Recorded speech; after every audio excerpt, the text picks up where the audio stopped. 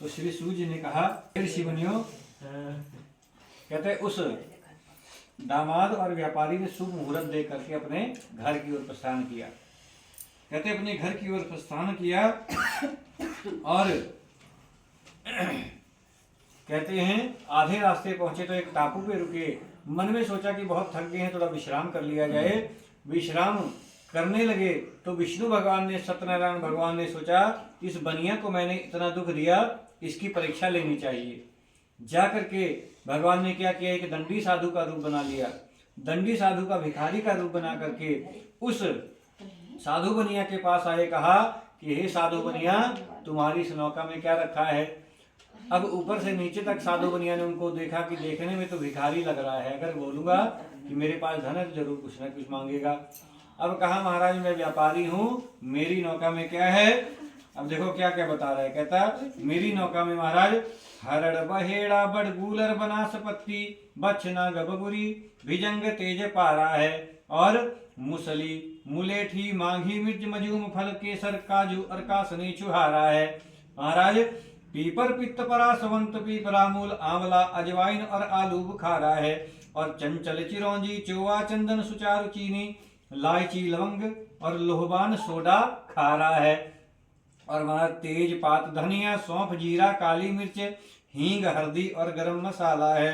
सालिम सुपारी सुरती शहर बनारस की कत्था कानपुर श्वेत कटनी का काला है। जवा खार जहर मार जावित्री जाफरान सिंधिया सुहागा सोंठ अमिलता से आला है, और शहद सफेदा सीप सांभर नमक सेंधा गरी केर गोल बड़ा कलकत्ते वाला है। महाराज मेरी नौका में यही सब कुछ, महाराज यही काम करता हूँ, मेरी नौका में यही सब कुछ भरा हुआ है।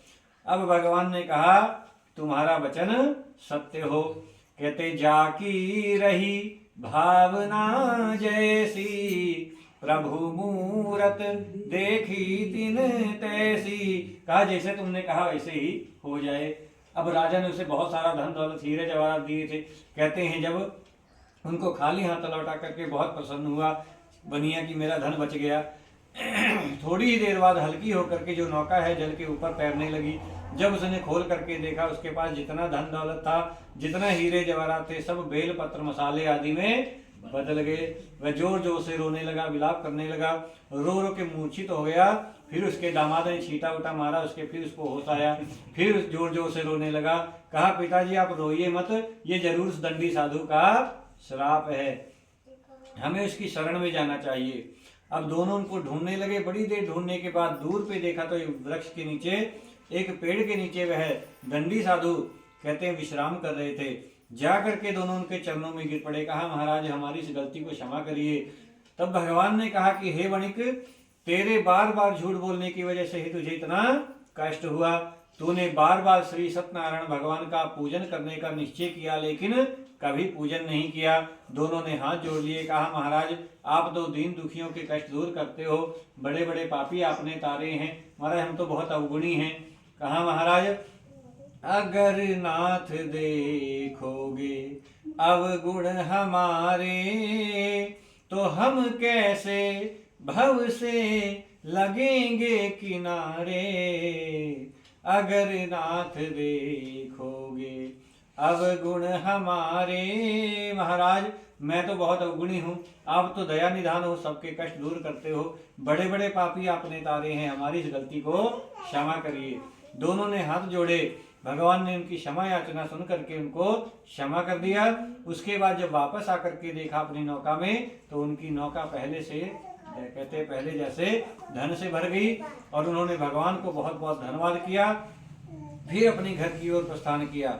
जब घर पहुंचने वाले थे अपने सेवक को भेजा कि भैया जा करके घर में संदेशा दे दो कि मैं व्यापार करके वापस आ रहा हूँ। जब सेवक उनके घर पहुंचा तो देखा तो उनकी बिटिया और पत्नी सत्यनारायण भगवान का पूजन कर रहे थे। जा करके सेवक ने बतलाया कि महाराज व्यापार करके वापस आ रहे हैं, गांव के पास ही पहुंचने वाले हैं। जब साधु बनिया की पत्नी ने अपने पति के आने की खबर सुनी तब उसने अपनी बिटिया से कहा बिटिया मैं अपने पति के दर्शन के लिए नदी किनारे जा रही हूँ, तू सारा काम खत्म करके तुम भी वहां पर आ जाना। अब कहते माँ ने तो प्रसाद ग्रहण किया, भगवान को नमस्कार किया, और चली गई अपने पति के दर्शन के लिए नदी किनारे। बिटिया ने क्या किया, जल्दी जल्दी सारा काम खत्म किया और बिना प्रसाद ग्रहण किए बिना ही, बिना भगवान को प्रणाम किए बिना ही जल्दी जल्दी काम खत्म करके वह कहते हैं तुरंत नदी किनारे चली गई। जब वहां पर जा करके देखा तो कहते हैं उसके पिता तो सही सलामत आ रहे थे, देखते ही देखते उसके जो पति हैं वो नौका सहित जल में डूब गए। या देख करके जोर जोर से रोने लगी, विलाप करने लगी। तभी उसके पिता ने कहा बिटिया जरूर तुमसे कोई भूल हुई है। तुरंत आकाशवाणी हुई, आवाज आई कि हे वणिक, तेरी पुत्री मेरा प्रसाद ग्रहण किए बिना ही यहाँ आ गई है। अगर यह पुनः प्रसाद ग्रहण करके आएगी तो इसके कष्ट अवश्य दूर होंगे। कहते यह सुन करके तुरंत दौड़ी घर आई।